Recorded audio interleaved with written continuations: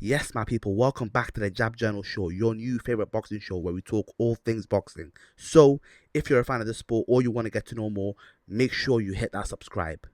On this week's episode, we're going to be talking about the recent events that unfolded in Houston, Texas, where Shakur Foster shocked Ray Ford by grabbing the majority decision victory over his rival. Before we continue, majority decision, I know, absolutely insane, because if you watch that fight, you would know Shakur Foster dominated that fight. I personally scored it 9-3. So the fact that a judge who sat ringside had the best view scored that fight a draw, man, absolutely insane. The only rounds that I personally gave to Ray Ford was rounds number 2, rounds number 4, and round number 5. Of course, in the moment you can score things differently. So I always rewatch the fight the next day, and yeah, my opinion doesn't change. I only gave Ray Ford 3 rounds. Some people said it was a close fight. I don't see how that fight was close. My prediction before the fight, by the way, I had no horse in this fight. I had no horse in this race. I like both guys. Personally, I think a win for Shakur Foster, though, is better for boxing. So I picked Shakur Foster to win. And that was not the only reason I picked Shakur Foster to win, of course. I just think Shakur Foster had the better skill set. If you look at the two, you can't tell me you think Ray Ford is the better fighter. Yes, he's a bigger puncher, but that's about it. Shakur Foster is a level above Ray Ford in my opinion, and that is why I picked Shakur Foster. So going back to the point I just made, a win for Shakur Foster is better for boxing me. The reason I'm saying that is because if you guys remember, Shakur Foster didn't have to take this fight. The only reason that Shakur Foster took this fight is because he wants that fight with Shakur Stevenson. And Shakur Stevenson said, if you want a shot at me, you have to beat my brother first. I doubt you beat him, or you won't beat him, but if you want a shot at me, you have to beat him. What did Shakur Foster go do? He went and obliterated his brother. He really wants this fight with Shakur Stevenson, and I want to see it too, because this fight is filled with bad blood, man. These guys absolutely can't stand each other. This is not the hate where you see people just trash talking each other. This hate is deep, man. These guys hate each other. I think it's evident. You saw Shakur Stevenson after the fight, the way he stormed into that ring. That is un-Shakur Stevenson like. He was absolutely riled up, frothing from the mouth. He really doesn't like Shakur Foster. So that fight, in my opinion, has to be next, man. It has to be. It's good for boxing. Yes, there's no belts on the line, blah, blah, blah, blah. But if you think about it, the timelines work very well. The only person Shakur Foster wants to fight is a unification against Navarrete. Navarrete is apparently fighting Charlie Suarez in September. Shakur Stevenson was rumored to be fighting, what's his name again? Sorry, Murataya. But Murataya is now apparently, actually no, it's been announced that Murataya is now fighting or defending his IBF title against Conceição, a former opponent of both Shock and Shakur. So why not, man? Why not make this fight happen? We all know, yes, we want to see Shakur fight the likes of Devin Haney, and we want to see the likes of Ryan Garcia versus Shakur, Conor Benn. But those guys at 147 pounds, I don't think any of them are willing to compromise on the size. Shakur Stevenson says, I'm not coming up to 147 pounds.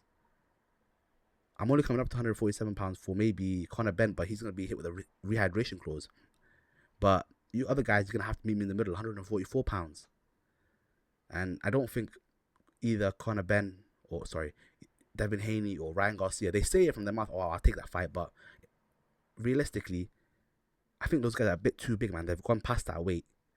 147 pounds is their limit, and I don't see them compromising on that at all. So why not make, like I just said, Shakur Foster versus Shakur Stevenson? That fight will sell, I promise you. Houston, Texas. Put it in a stadium, bro. Put it in a massive arena. These guys need to fight. There's too much bad blood. There's too much energy, negative energy, for this fight to not happen. But yeah, anyways, let's go back to the performance. Ray Ford, I believe, in my personal opinion, if he wants to stay at this level, he really needs to work on his stamina. Because at this level, you can't be gassing halfway through the fight. From round 6 onwards, Shakur Foster ran away with that fight. A fight that was considered competitive in the first half became one-sided so quickly. That was not because Shakur Foster was doing anything special. Shakur Foster is a brilliant fighter, but I think if Ray Ford had a better gas tank, that fight would have been a lot more competitive than it actually was. If Ray Ford wants to stay at this level, he has to do something about that gas tank, because he's currently at the world level. He's a former world champion. We followed his career from the start, a very decorated amateur. So if he wants to continue fighting at the level that he's currently fighting at, if he wants to fight the likes of Navarrete, Figueroa, if he wants to fight these guys, Kakachi, he can't go in there banking on his power or his skill, because these guys are a different level, man. You have to be in your best shape to even stand a chance. Navarrete, you see what he did to Sugar Nunes. Kakashi is a brilliant fighter as well. Figueroa, you saw what happened. A fight that I thought he was losing until he absolutely sparked out Nick Ball. You can't rely on just your athleticism or your power against these guys. These guys are way too talented for that. So if Ray Ford wants another shot at glory, he needs to go back into the lab and work on that stamina, in my opinion. As for Shakur Foster, that was a brilliant performance, man. That was a brilliant performance. I think he shows why he deserves to be a pound for pound level fighter. Some of you guys might call me crazy, but yes, I said it. Shakur Foster deserves to be in the pound for pound rankings. Name 10 fighters in the world. Let me go back a second. One thing with Shakur Foster that I've noticed, and I think someone else pointed this out a few days ago as well, is Shakur Foster is constantly getting better. There's no, once you reach a certain age, you can really tell the ceiling for a fighter. That's not the case with Shakur Foster. Watch him in the Continental fight, the Fulton fight, the Ford fight. He's just constantly improving, getting better. He's a real student of the game, putting in the hours, putting in the work to show that he is one of the best in the sport, man. His story is a tragic one. I mean, it's an inspiring story. His story is an inspiring story. If you guys know Shakur Foster, he was in jail for attempted murder.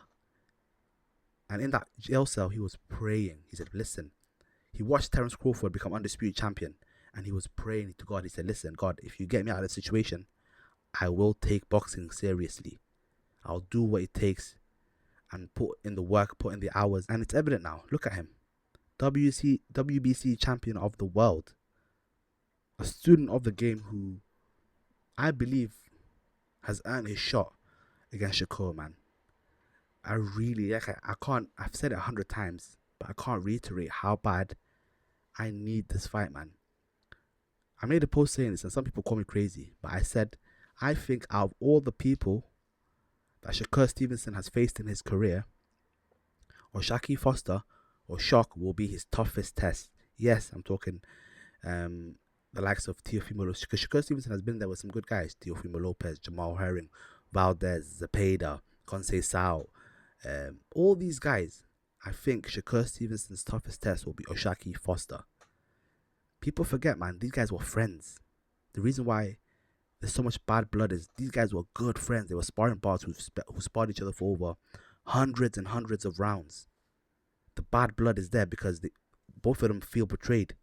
Shakur Foster says, I had the better of Shakur in sparring.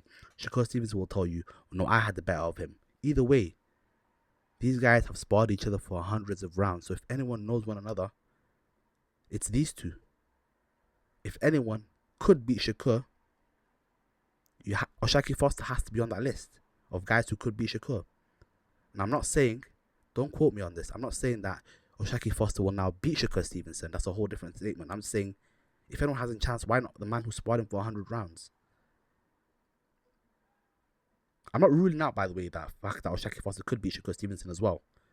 I personally think that if this fight were to happen, Shakur Stevenson will get the nod. But, like I said, it will be his toughest test. To date, by the way.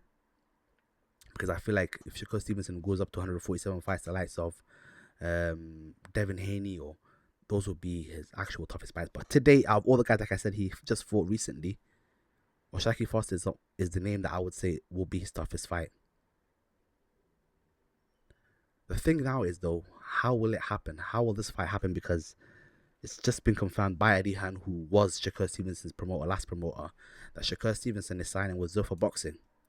We all know the logistical issues with when fighters sign to Zuffa Boxing, how um, it is a bit difficult to get those fights against current world champions. Look at Jaya Pattaya, for example. He was supposed to fight.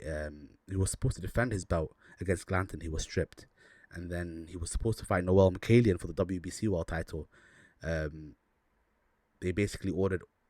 Don't even get me started on that story, by the way. But they ordered Noel Mikhailian to fight Opataya, who's a WBC champion at 200 pounds. And if Noel Mikhailian doesn't fight him, he's gonna get stripped. So it's gonna be interesting to see who Shakur fights next, because if he actually goes to Zuffa, because there's always going to be those logistical issues. Or maybe that isn't the case. Maybe it's the case of they're going to be headlining as a ring card, Shakur Stevenson and Oshaki Foster, because we've seen a lot of Zuffa fighters fight on ring cards recently as well, since they have that partnership with Sella. I just hope that fight happens, man, for the sport of boxing, because we've been robbed off so many fights. This is one of those ones that I just can't wait for. I don't want to be robbed off of as well. Two guys who genuinely hate each other, who the bad blood is deeper than boxing, man. They have a dislike for each other that they need to solve in that ring. And yeah, man, like I said, I edge Shakur Stevenson in that fight, but a lot of boxing fans will tell you Oshaki Foster is Shakur Stevenson's kryptonite and is a fighter that will finally beat Shakur Stevenson. I don't know, man. It's all up in the air. It's one of those fights where I can't wait till fight night. But I want to know you guys' opinion. So in the comment section, make sure you guys let me know who you think wins that fight. Are you team Shakur Stevenson or are you team Shock? Make sure you guys let me know in the comment section. And yeah, don't forget to hit that subscribe.